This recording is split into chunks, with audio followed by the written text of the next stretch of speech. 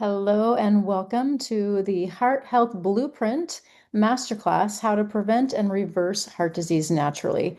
We're going to talk about root cause strategies to protect your most vital organ. So it is truly time everyone understands the true root cause factors for cardiovascular disease so that we can all live long, live well, love much, and die fast. I always like to say this because the last thing any of us wants is to have the last 10 or 15 years of our life be spent needing to be taken care of, being in a nursing facility and adult foster care, not having all of our faculties, not being able to take care of ourselves.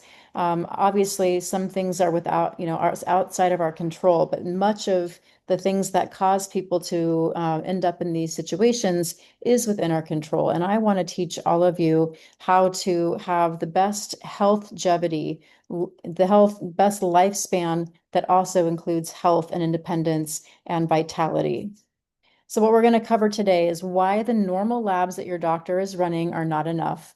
We're going to talk about the real root cause factors for heart disease. We're going to talk about functional lab markers that matter, how to support your heart naturally, and your next steps to take control of your heart health. So when we are trying to get somewhere in health or in life, but we're unfamiliar with the territory in our path, the surest and quickest way to get there is to hire an expert guide. I can be your guide on your way to optimal heart health. And I'll share with you over the course of the presentation today some of the ways that I am working with people and how you could work with me and to take that next step.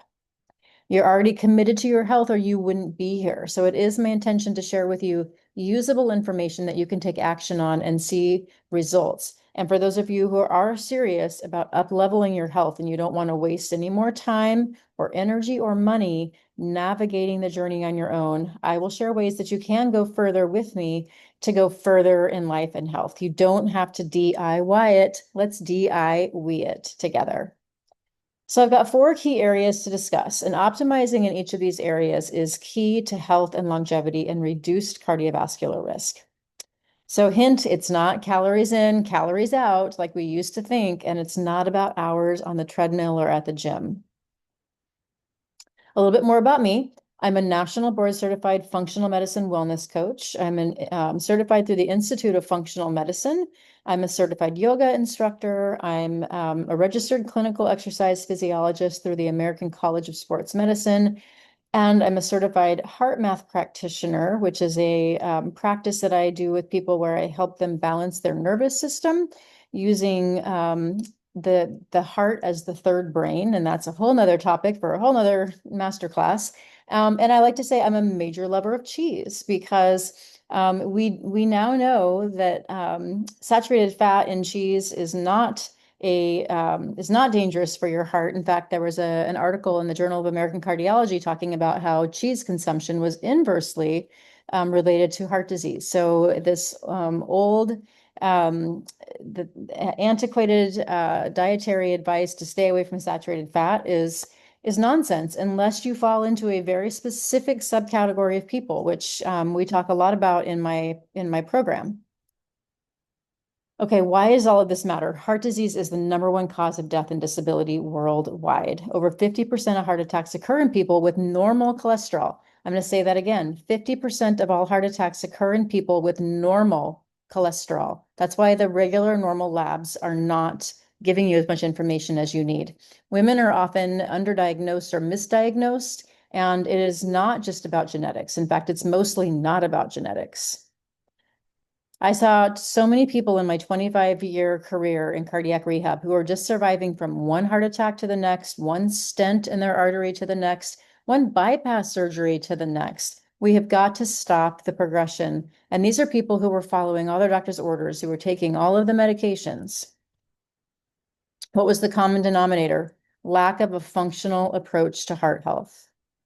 What is functional medicine? What is it? What does it mean? Functional medicine is an approach to healthcare where we understand the body is designed to work marvelously for many, many years late into our life when we take care of it in the right way. And that pharmaceutical medications are really just a band-aid. When we really address these important factors below the surface, when we're really addressing the body's detox pathways, hormone balance, digestion and gut health, eating whole foods, being of service and having purpose in life, having the ability to manage stress, moving the body in therapeutic ways, having healthy relationships, hydrating properly, then when these things are all in place, generally we're going to have all of these parameters of health up above. But when things are off below the surface, we end up with chronic diseases, and doctors want to fix it with medicine. And it's sort of the metaphor, the analogy is the leaves are falling off the tree, and doctors are just trying to tape the leaves back on versus addressing what's happening in the soil that's causing the leaves to fall off the tree. Okay, so getting into our 4 key areas. So the first one is cholesterol itself does not cause cardiovascular disease. When they blame cholesterol for heart disease, it's kind of like blaming the firefighters for the water damage in your house after putting out a fire.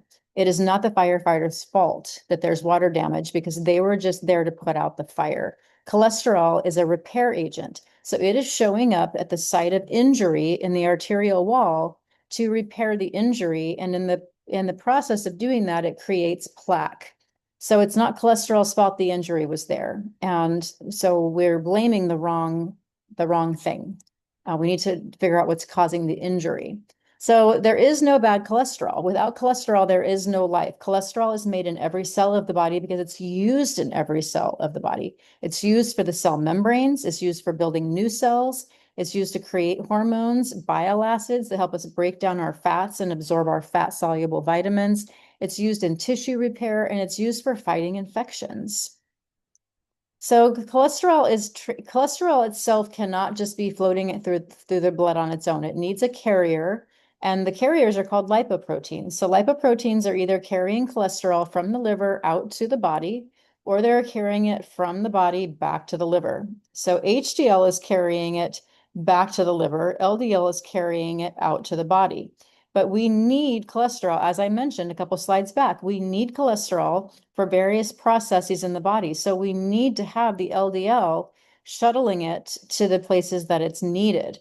But the LDL also carries it to the site of injury in the arterial wall where it gets unloaded and used to repair. And as I mentioned, in that repair process, it creates plaque. So that's why LDL is blamed and is called the bad cholesterol. It's not bad, it's just a carrier, and it's carrying cholesterol throughout the body. What's bad is what's causing the damage. There's some other things to look at. So triglycerides are one of the things that can cause damage. So when triglycerides are high, we have increased risk for vascular injury of that on the arterial wall, or dysfunction in the lining of the arteries. We also have components in the blood, and as part of our lipids, they're called LP little a and ApoB. So LP little a is another carrier, and this one is generally a bad actor in the body. So it is a carrier. There's some purpose for it, but more often than not, LP little a is contributing to plaque buildup, and it is considered a silent killer. And it's one that's harder to control through lifestyle. There are some supplements and some emerging science, which I'm always sharing that in my community for people who do have a high LP little a, but we really want to know if ours is high so we can do our very, very best to control all of the other areas that we have control. ApoB is a protein that generally is attached to LDLs that are more damaging. So we're going to talk about oxidation, and when LDL becomes oxidized, it becomes more pathogenic. It's going to penetrate the arterial walls and cause damage. And ApoB is a protein that's attached to those more damaging particles. Lipoprotein particle size and number count. So the particle count and the particle size are both important to know, because if we have a large size particle, it's going to be more benign. It's not going to cause as much problem, and they call those the large fluffy. If we have a smaller size particle, those are more likely to poke holes in the arterial wall and create damage and plaque buildup. So there's a lot more to understand and know about these lipid tests than just a straight HDL and LDL. So a basic lipid panel is going to give you some clue of risk. It's going to show you some red flags. But the most important thing is to dive deeper when we do see those red flags, or even if we don't, because even a healthy looking lipid panel could, upon closer inspection, not be so healthy. So the downside of a basic lipid panel is that everyone's going to get the same treatment, and that's statins. Many are treated unnecessarily because when you look at the breakdown, they don't have a high level of those pathogenic or harmful particles. And then some people who look like they have a normal healthy lipid panel may have a high proportion of those damaging pathogenic particles, and they might not be treated with a statin, even though they may be in that small group of people who would benefit from a statin. Statins are not without side effects, and since we put everyone with high LDL on statins, cardiovascular disease rates have not declined. We have seen a reduction in death, cardiovascular death, and that is because the statins may have a protective mechanism in making the plaque that's in our arteries more stable and less likely to rupture, which is what causes heart attacks. So there may be some side benefit, but it's not changing the cardiovascular disease rates. So what do we want to look at from a functional medicine perspective? As I mentioned a couple slides back, LP little a and ApoB. There are several more tests that I encourage my members to get. And when people work with me in my program, they're going to get a much more comprehensive list of lipids and particle sizes to check. But for the sake of our time here today, we just don't have time to go into all of those other areas. These two, though, however, are probably two of the most important, and I would highly encourage you to get these two checked so that you have a better understanding of your true risk. Okay, the second area is oxidation and oxidative stress. So this apple, you can see this is what happens when things oxidize, right? Okay, so what does it mean? So oxidation just means that oxygen-containing molecules with an uneven number of electrons interact with other molecules, stealing electrons and causing chemical reactions, such as creating energy from glucose or fat. But when this process is not balanced with enough antioxidants, we can end up having cell degradation, damage to DNA, and mitochondrial dysfunction. So there has to be a balance. There has to be enough antioxidants to balance out the oxidation. So oxidative stress happens when there is an imbalance between the free radicals, which are the molecules with an uneven number of electrons, and antioxidants. And antioxidants are molecules that have an electron to spare. So they're going around in the body saying, hey, I've got an extra, I got an extra. And then the free radicals are like, oh, I need one, I need one. And then they balance each other out so that we can have the oxidative mechanism that we need, such as creating energy, but then we've got the balance to it so that we don't end up with oxidative stress. So back to tie this back to the blood lipids, the blood fats, like we just talked about, those small dense LDL are more likely to become oxidized. And when they do, they can penetrate the arterial wall and begin the process of inflammation. And oxidative stress affects the lining of the endothelium even without the oxidized LDL. So what causes oxidative stress? So this slide gives you a good list of the things that generally are creating oxidative stress in our body. And it can even be emotional stress, mental and emotional stress, toxic relationships. Of course, being exposed to toxins and pollutants, using chemicals in our yards and in our homes, chronic inflammation from basically a poor diet, or having leaky gut, which I talk about leaky gut in my program extensively, and what does that mean and how to repair it. Excessive alcohol use, excessive sun exposure. Some sun exposure is actually really good for you, and we talk a lot about that in the program, like how we get energy from the sun and we get energy from the earth, and we do need that, but too much is a problem. Too much exercise, how much is enough? How much is too much? Again, we talk about that in great length. And then just aging in general. Poor sleep is a big one. You've got to get enough sleep. So in conventional medicine, they don't measure any oxidative stress markers. So you're not going to get a regular Western medicine, conventional medicine doctor to measure an oxidative stress marker. What can we measure in the functional medicine setting? So we can measure oxidized LDL, as this is a direct clue as to cardiovascular risk. We can also measure 8-OHDG, which is a marker for general body burden. So if we have a high 8-OHDG, then we may not know exactly where that's coming from, but we do know that there's a high burden of toxic or of oxidative stress. And we need to really work on getting those antioxidants up and figuring out what's creating the oxidative stress and trying to eliminate that. And those are, again, things that I would help people put things into place to correct all of these in my program. Number 3 is improving metabolic health. It is absolutely key. So what is metabolic health? Metabolic health can simply be defined as how we manage our blood sugar levels, or basically how our body responds to all of the different macronutrients that we put in our body: fats, carbohydrates, protein. So we're looking at whether there's insulin resistance, prediabetes, or diabetes in terms of diagnoses, but poor metabolic health can also show up as fatigue, moodiness, low energy, brain fog, all kinds of other things. Insurance-based practices, they do okay in looking at metabolic health, but they could do a lot better. They're typically going to just look at a fasting glucose. And unless your fasting glucose is high, then they're not going to probably check an A1C, the hemoglobin A1C, which makes no sense. They should be measuring an A1C anytime, for anybody over the age of 18 or even younger, because we're seeing diabetes showing up in children.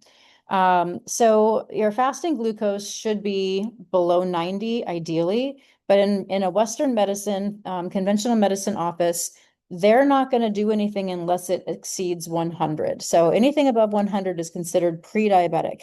Below 100 is normal, quote unquote normal. But why would you be okay running around with a blood glucose of 98 when you're just 2 points away from being pre-diabetic? That's where Western medicine just misses the boat, because they're not doing anything until you've crossed the threshold into now you have a chronic issue. So what are we going to measure? There's several things that I encourage people to ask for. There's probably at least 5 different lab markers that you can measure to look at metabolic health. And the nice thing about measuring multiple is that you may have one that looks a little high. And if you just looked at that one, you may think, oh, like I maybe have a little insulin resistance. I should really kind of double down on this. But it may be that the other 4 are all fine. But the most important one, and no one is getting this done on a routine basis unless they are asking for it, and that is your fasting insulin. There's 2 sides to the equation of your blood sugar. So what is your blood sugar, and is it in the ideal range? But also, how much insulin is it requiring to be in that range? So if you have a normal blood glucose of, say, 90, but it's taking a lot of insulin to get it to 90, there's insulin resistance there. But unless they're checking your fasting insulin, they have no idea that that's going on. And insulin resistance is a major risk for cardiovascular disease. So this should just be an absolute standing order for everyone. I don't know why it's not, but you need to ask your doctor for this test, fasting insulin. It's super easy. If your doctor doesn't want to get it, or if you're not going to be seeing your doctor anytime soon, or you don't have a doctor, I can get this test ordered for you, and it would cost, I think, $25 or something. Lastly, inflammation. It is a killer. And many people do have no idea that they're inflamed because they think inflammation means that they need to have some kind of obvious sort of neon sign symptom. Inflammation plays a key role in all stages of the formation of vascular lesions or plaque inside your arteries. It's exacerbated by cardiovascular risk factors like high blood pressure, overweight, lack of exercise.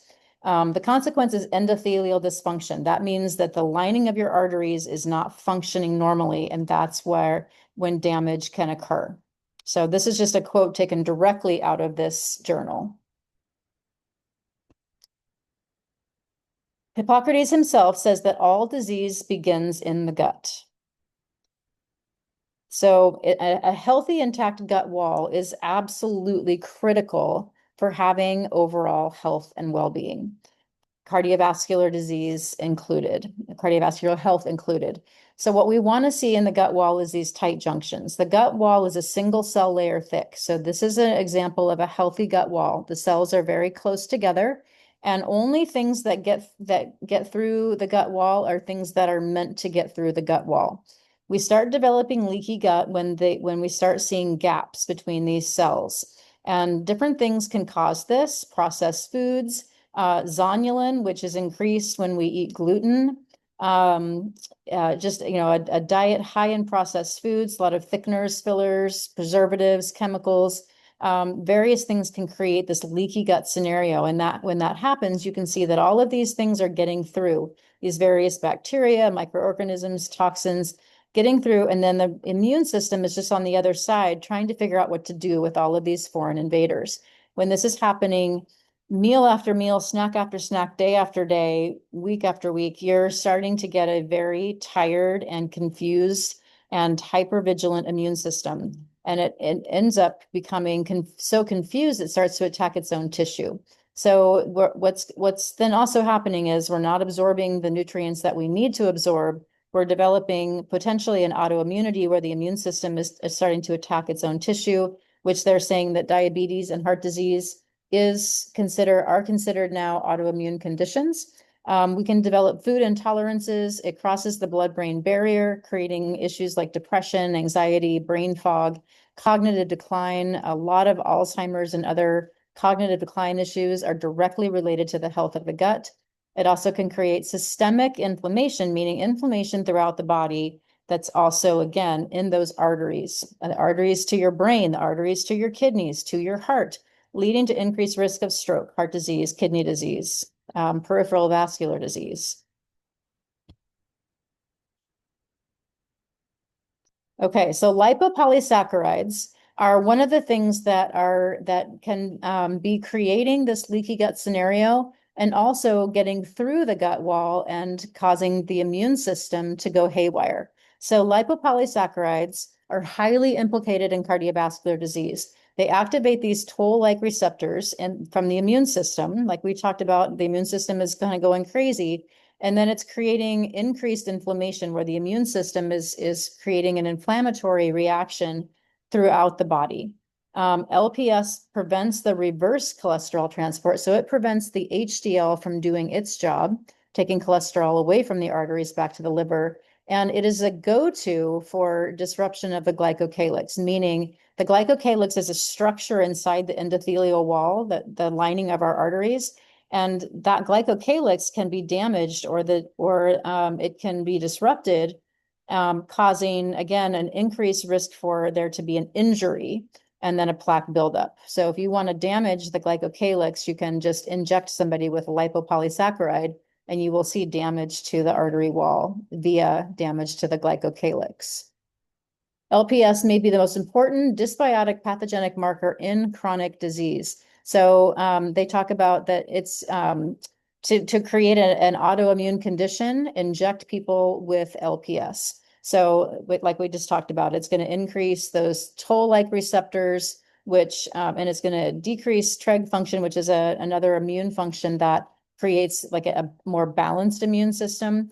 And it's a go-to for creating a depression in a rat model. So they can inject lab mice or lab rats with LPS, and they will very quickly start to exhibit depressive symptoms.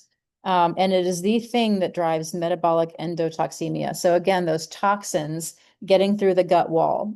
This can happen because of bacteria that we always have bacteria in our gut that are growing, living, and then dying. And our body is supposed to be able to purge out the dead bacteria through our stool. But if we don't have a healthy gut wall, we can end up having those bacteria end up in our bloodstream, causing all kinds of issues. Okay, so bacteria and cardiometabolic disease, just wanted to share this because it's just so important to understand the connection between metabolic health and the gut. So more recently, it's begun to be appreciated that low levels of healthy bacteria or low levels of bacteria can actually make it into the bloodstream and cause low-grade inflammation systemically. The concept that low levels of gut-derived bacteria can appear in circulation is commonly referred to as metabolic endotoxemia, because it has been found to be prevalent in many chronic metabolic diseases such as obesity, type 2 diabetes, and atherosclerosis.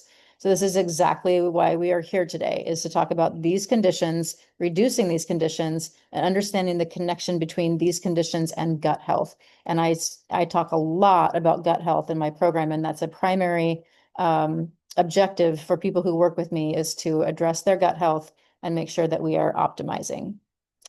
We're also looking at the microbiome. So all of those trillions of bacteria that live in our colon, they play an incredible role in our own health. They're hugely involved in our immune function and the balance of, having healthy immune function. They create important vitamins that our body needs to function optimally.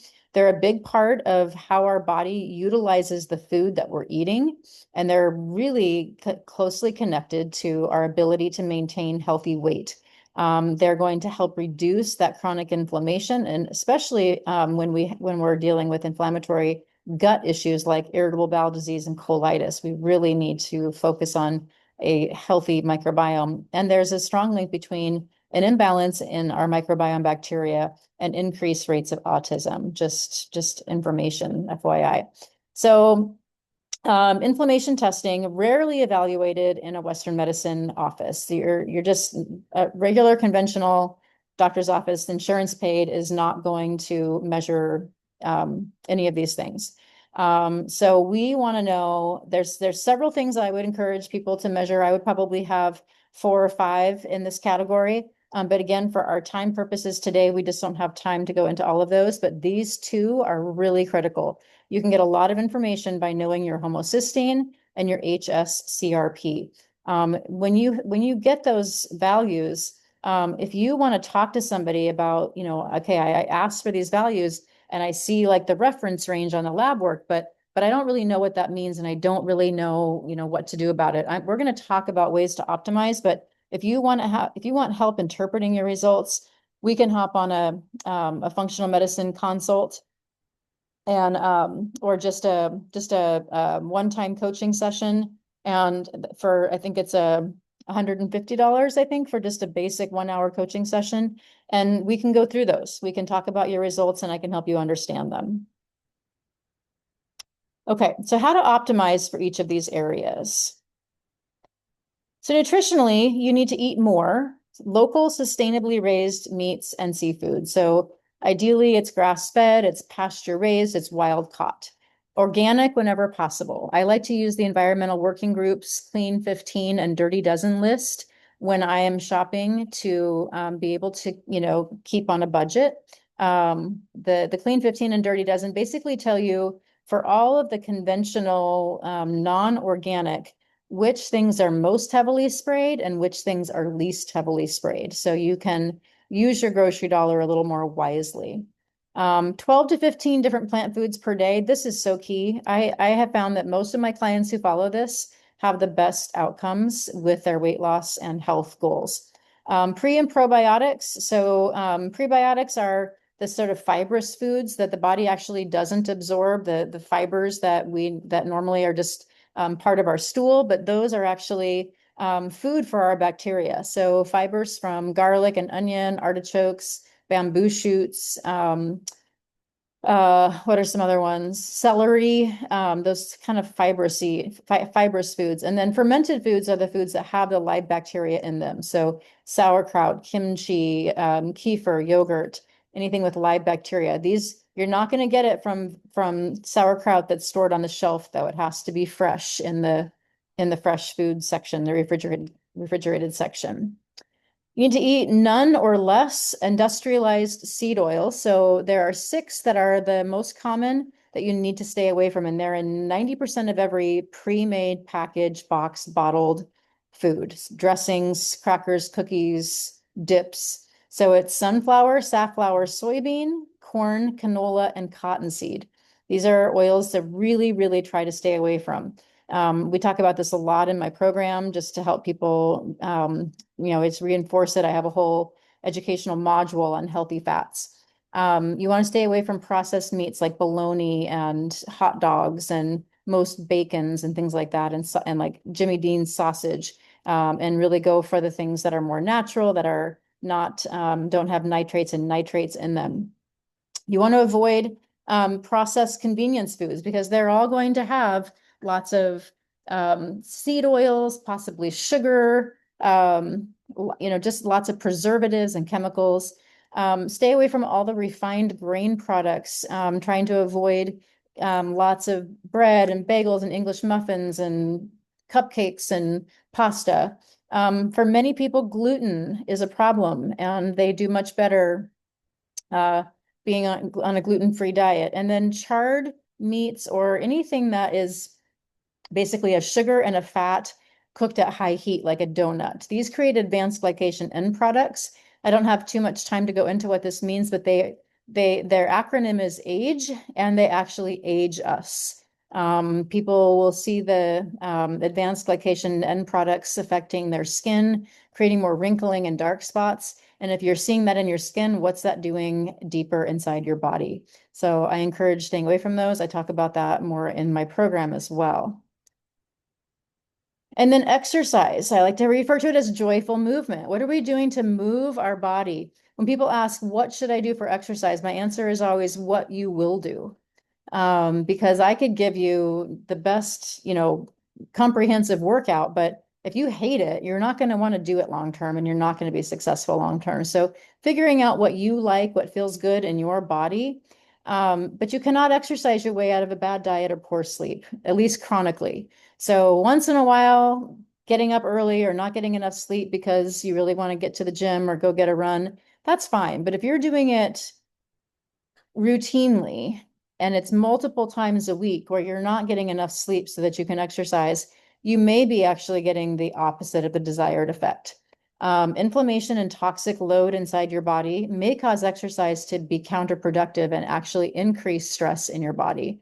You can exercise regularly and still not have metabolic health if your diet is not good or you're eating things that are contributing to poor gut health.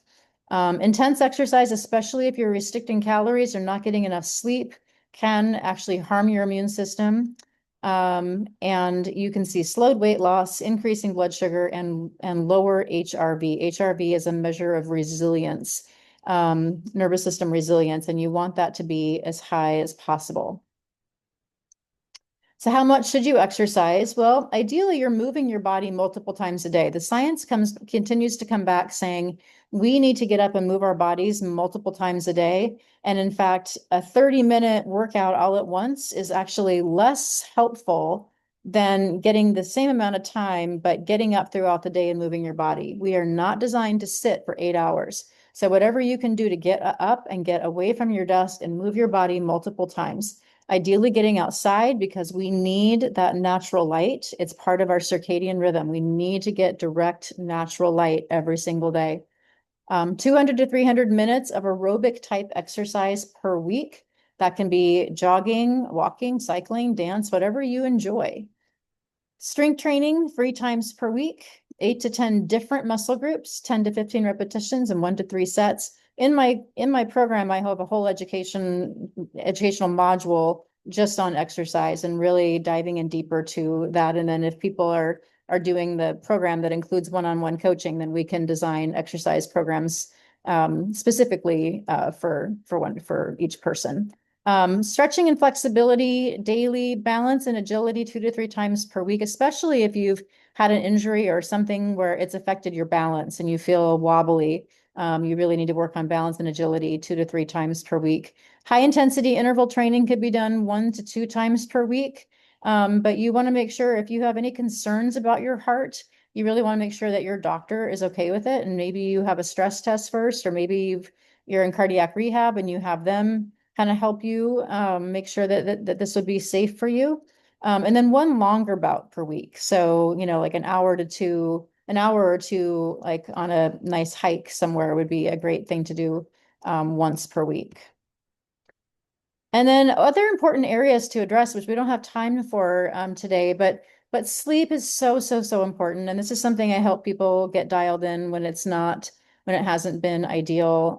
Over exercising is really important to identify if that's going on. We do a lot of mindset work and a lot of talk on emotional eating, really looking at where your toxins may be coming from in your life, identifying where there may be some benefit with supplementation, looking at your nervous system balance and how to optimize that, optimizing digestion, and looking at relationships and social well-being.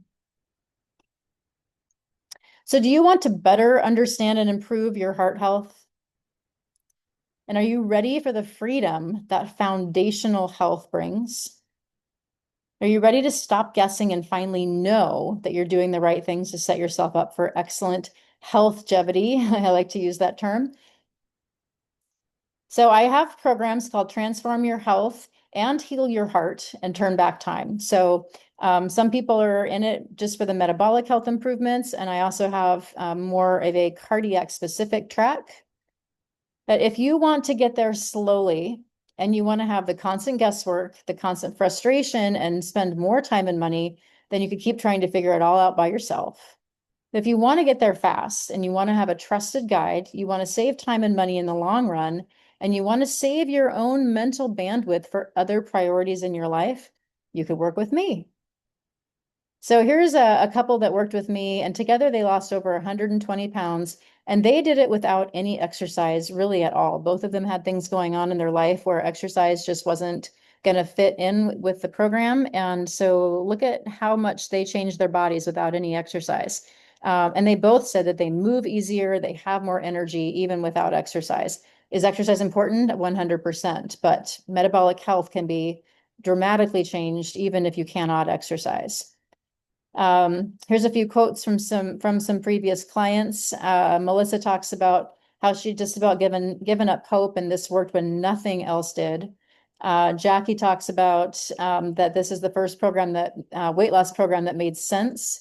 Corey talks about how simple it is and how she thought it would be harder. Babette talked about the 18 pounds that had cycled on and off her body for the last 2 decades that she couldn't get rid of permanently. And Anne talks about how amazing, how amazed she was, and that she got 19 pounds off in 4 weeks. So I don't have any of my cardiac clients' testimonials on here, but one of my clients came to me for improved heart health, and lo and behold, he got rid of his psoriasis by healing his gut. We got rid of his major skin condition that he'd had for years. Carly is a breast cancer survivor who was even with all of her half marathon training, she couldn't get the weight off of her middle. And after my program, she got rid of 40 pounds and she's kept it off, and her running speed is much better. And she loves how she's learned how to meal plan and make it easy. So if you want to save $50 on a comprehensive functional medicine coaching consultation, where we discuss your health history, we talk about current concerns and symptoms, and we would order lab testing, and then we'd meet again to discuss lab results and recommendations. You can use this QR code and use the code BeWell20, and you'll get 20% off. So it'll be, I think it'll be $200 instead of $250. And it is a 90-minute split into 2 session. And you could also just scan here for just a free consultation. If you just have questions about all the different ways to work with me, you can scan here, hop on, we'll get on a free about 30-minute, no pressure consultation. All right, so that is it. I appreciate you listening, and if you have questions, you should be able to just respond to the email that you got with the link to this, or you can email me, Angie at heartwellnesscoaching.com, or you can go to my website at heartwellnesscoaching.com. So it has been my pleasure bringing you this very important information, and I look forward to working with you in the future.